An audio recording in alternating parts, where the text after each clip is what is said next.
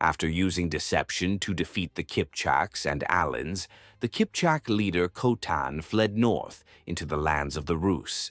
There, he sought help from his son-in-law, Mstislav of Kiev, the Grand Prince. Quick correction from the last episode. In some historical accounts, Khotan's son-in-law was mistakenly identified as the Grand Prince of Vladimir, but after deeper research, it's clear his actual son-in-law was Mstislav of Kiev. At this time in history, around the year 1223, there was no Russia or Ukraine as we know them today. Back in the 9th century, Viking warriors had founded the powerful state of Kievan Rus, uniting much of Eastern Europe under their rule. But over time, it splintered into many small principalities, just like China's spring and autumn period. There was no single ruler strong enough to unify the land. In the spring of 1223, Subutai and Jabi, with fewer than 20,000 Mongol horsemen, rode into this fractured land. After countless battles, they were down to around 17,000 to 18,000 troops. As soon as the Mongols reached the lands of the Rus, Mstislav of Kiev rallied the southern principalities, assembling 60,000 troops. He was joined by 20,000 Kipchaks, forming a massive alliance of 80,000 warriors. Mstislav, knowing how dangerous the Mongol cavalry was, sent a request for reinforcements from the Grand Prince of Vladimir, who promised 20,000 additional troops. But Vladimir was far to the north, and his army wouldn't arrive for weeks. Mstislav didn't wait. He took the 80,000-strong army and marched along the Dnieper River, heading straight into the steppe to confront the Mongols.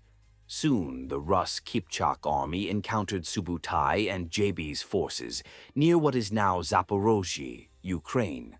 Subutai tried once more to use deception, sending envoys to stir up distrust between the Rus and the Kipchaks. But this time, the princes didn't fall for it. They executed the Mongol envoys and launched an all-out attack. Realizing they were outnumbered and couldn't win a direct battle, the Mongols pretended to retreat. Yes, the same classic Mongol tactic. If the enemy advances, we fall back. If they stop, we harass. If they retreat, we pursue. If they hesitate, we strike. Even while retreating, Mongol horsemen, trained since childhood in archery, fired accurately while riding away, harassing the pursuing army. The Rus Kipchak coalition, with its mix of cavalry and slow-moving infantry, couldn't keep up.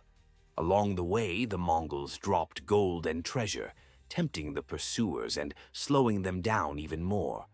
Eventually, the Mongols reached the Kalka River. They built a floating bridge, crossed it, and then destroyed the bridge behind them. Days later, the coalition army reached the riverbank, but by then the Mongols had already fortified the opposite side. The two armies faced off across the water. A few days later, Yochi, Genghis Khan's eldest son, arrived with reinforcements, bringing the Mongol army back up to 30,000 strong. Then Subutai and Jabi set their trap.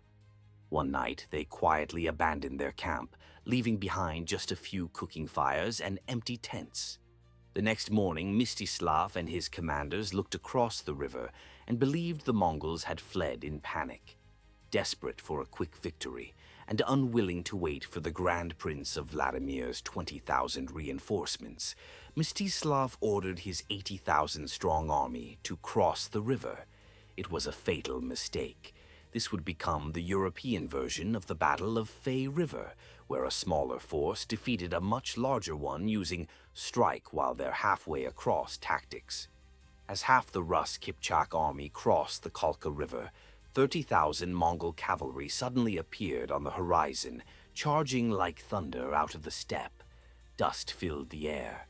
The coalition army panicked, with half still stuck on the riverbank and the rest in chaos. The Mongols slammed into their lines, completely shattering their formation. The soldiers who had crossed the river were slaughtered. Many others drowned while trying to flee in the freezing waters. Seeing the disaster unfold, the rest of the army tried to escape. But it was too late. The Mongols crossed back over the bridge built by their enemies and continued the attack without pause.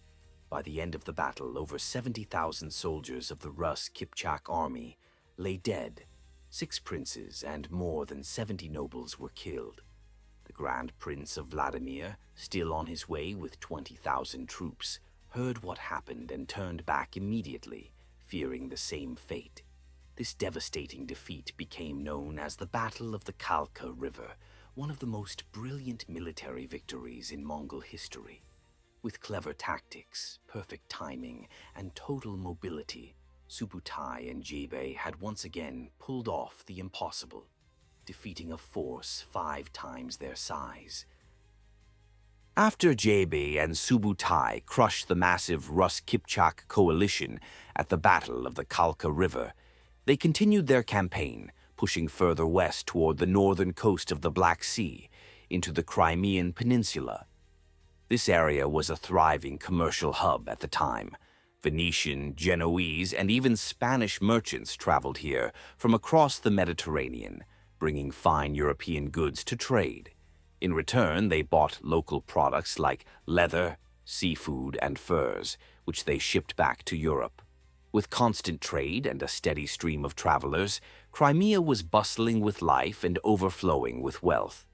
When the Mongol army arrived at the coastal town of Sudak, known today by the same name, panic spread like wildfire. The townspeople had heard what happened to the Rus coalition and were terrified. Many fled into the surrounding mountains, while others escaped by sea, boarding boats, and disappearing into the vast Black Sea. The city was quickly abandoned, but the treasures left behind weren't. With no one to resist them, the Mongols entered the city unhindered, heading straight for storehouses, treasuries, and the grand homes of wealthy merchants. They looted everything: gold, silver, silks, spices, and when it was all over, every Mongol soldier walked away rich. They left satisfied and fully loaded with spoils. For many of these soldiers, the Western campaign had already paid off. In fact, every Mongol warrior who joined the campaign gained wealth, and for those who died in battle, their families received generous compensation. That's why so many Mongol men were eager to join the army whenever war broke out. After all, every Mongol boy grew up learning to ride and shoot, training from childhood to become a warrior. On the steppe, survival meant protecting your family, your livestock, and your land, and that required real skill. So when a Mongol man climbed into the saddle, he wasn't just a rider. He was a highly trained fighter. Now imagine tens of thousands of such men, all mounted and unified, operating as a single fighting force. But they weren't just fearless warriors. The Mongol army was also smart and disciplined. They used strategy and tactics, not just brute force. One of their favorite tricks was to fake retreat, drawing enemies out of formation only to ambush them when the moment was right. They were masters of feigned retreat and sudden reversal. On top of that, when the Mongols conquered the Jin and Western Xie dynasties, they brought back thousands of engineers and craftsmen. These skilled workers helped the Mongol army develop siege weapons, explosives, and other battlefield technology. So, the Mongol army wasn't just fast and fierce.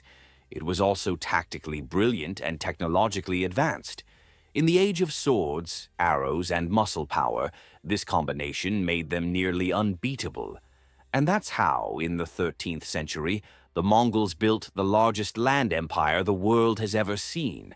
After leaving the town of Sudak, Subutai and Jebe led the Mongol army further northeast to the city of Bulgar, located in what is today the Republic of Tatarstan, Russia.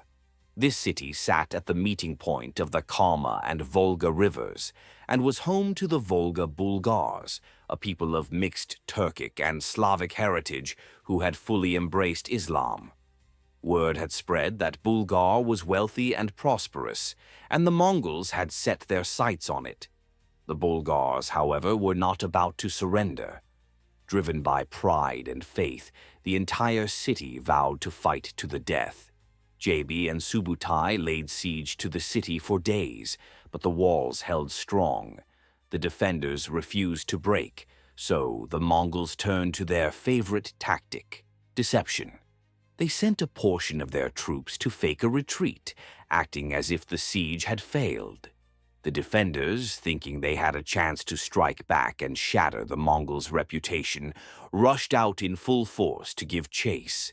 But once they reached open ground, the trap was sprung. The Mongol cavalry encircled them, attacking from all sides. In the open field, the Bulgar army was annihilated.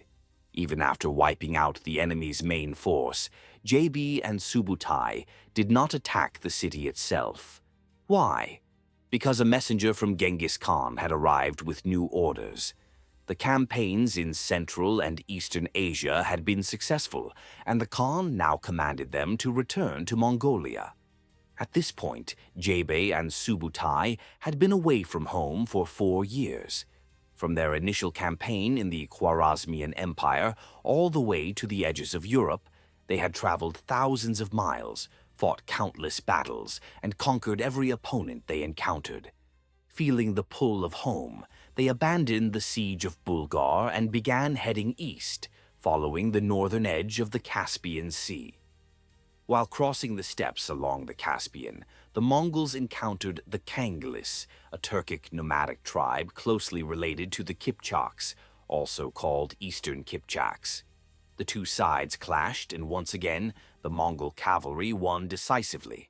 By the spring of 1224, the Mongol army crossed the Ural River, circled around the Caspian, and began moving across the Kazakh steppes, steadily making their way home. The land was vast and beautiful. The weather was mild. But then, tragedy struck. Out of nowhere, Yebe fell ill with a high fever. Subutai was deeply concerned. He called for the best local doctors and even invited shamans to perform rituals and healing ceremonies. But nothing worked. As the army passed near what is now Baikonur, Kazakhstan, one of Genghis Khan's greatest generals, Jebe, passed away. The entire army mourned. Born with the name Zurchidai, JB had once fought against Genghis Khan, but after surrendering and proving his loyalty, the Khan took him in and made him one of his most trusted commanders. JB fought in the conquest of the Jin dynasty, pacified Liaodong, crushed the western Liao, captured Kuchlug, and chased Sultan Muhammad II all the way to the Caspian Sea, where the Shah died in exile. He crossed the Caucasus Mountains, defeated the Rus Kipchak coalition, and reached as far as Crimea, striking fear across Eurasia. Wherever Jebe rode, victory followed. He was the spearhead of the Mongol Empire, a name that made kingdoms tremble. When Genghis Khan received word of Jebe's death, he was devastated. In honor of Jebe's service, the Khan awarded official positions to his 2 younger brothers and his 7 sons, ensuring that his legacy would live on. Jebe may have died far from home, but his name would echo across history as one of the greatest military minds of the Mongol Empire.